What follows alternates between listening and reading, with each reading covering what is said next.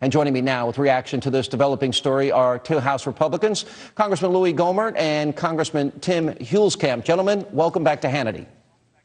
Always good to be with you. A little Sean, I can totally... Congressman Gohmert.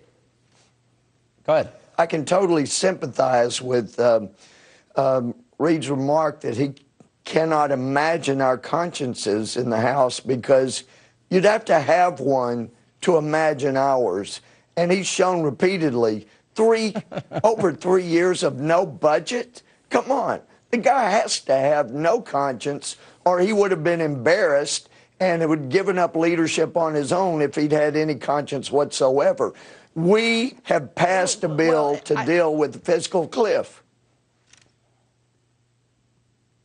All right, so Congressman Huelskamp, let me go through this. They haven't passed the bill in 1,300 days in the United States Senate. By the way, constitutionally, something by law they are required to do. They haven't done it. The president, 18 hours on the golf course, 20 hours in the air, plenty of time working out. Now he races back to Washington, you know, like the Lone Ranger on his horse Silver, in to save the day. This isn't serious. This is not a president that's serious about spending, is it? This is not about leadership. 1,337 days, Harry Reid hasn't passed a budget. They've been in control the whole time. This fiscal cliff was predictable. We knew this was going to happen 2 years ago. And don't forget, these are the Bush-Obama tax cuts. All the president needs to do is actually propose some spending cuts.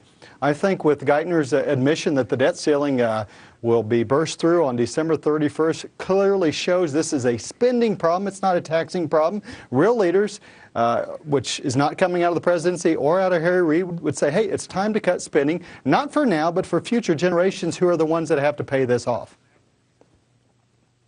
All right, it seems to me, Congressman Gohmert, this has been, the Bush tax cuts have been lost since what, 2001 and 2003. It seems that if the president doesn't want to go over the fiscal cliff, you guys pass the bill. Harry Reid could do something he hasn't done in 3 years, over 3 years. They can pass it in the Senate, give it to the president, and then nobody's taxes are going to go up.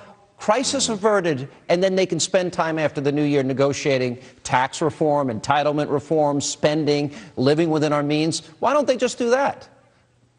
Well, they could, but they want to demonize the House. They want to pontificate without actually doing anything in the way of legislating. And, Sean, if you look back at the history, the deficit ceiling bill back a year and a half ago had the super committee, and I think you and I knew it wasn't going to work. But one of our Republican senators made a proposal to raise taxes, and 2 Senate Democrats were reported to have said, wow, this is a breakthrough. We can get a deal now. We'll be able to work this out. They go talk to President Obama and Harry Reid, come back and say, sorry, we're not allowed to work a deal. They didn't want a deal then. They don't want a deal now. It worked out well for them not to allow a deal last time. They blamed us all last year. The mainstream media helped him, and it worked. He got reelected. So they figure, why not go over the cliff, blame Republicans, not let the Senate pass anything, and we get away with it again. All right, here's then the quandary, the moral dilemma, Congressman Huelskamp, for the Republicans. Now, it was very interesting when Speaker Boehner brought up his Plan B. Conservatives in the House stood up and said, no, we're not going to go along with this. We made a promise not to raise taxes, and we want to deal with the spending issues, which, by the way, in principle, I think is the right thing.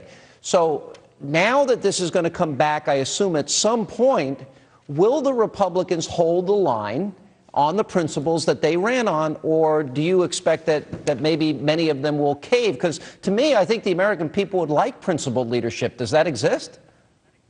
Well, I think it does. I mean, the House has acted. We acted on August 1st, and last week we rejected a proposal from our leadership that would have gone where the president wants to go and raise taxes on certain folks. But we have acted. The Senate has not acted.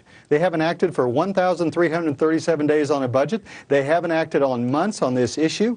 We knew the end of the year was coming. We knew the taxes would go up if they did nothing. And here we see Harry Reid demanding the House do something when he won't even call the Senate into action. They're working bills other than the fiscal cliff bills. I mean, Mr. Reid, go to work. You've had years to lead this this Senate. Go to work on that. I think we have principal I agree. leadership And in the President House Obama. if we stick to our core principles.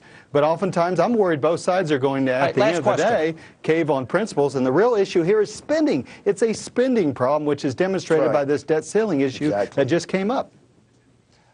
That's right. So where do we go from here, Congressman Gohmert? It's now been put squarely in the Senate, in their hands, and we heard from Harry Reid today. He doesn't have any intention of moving forward.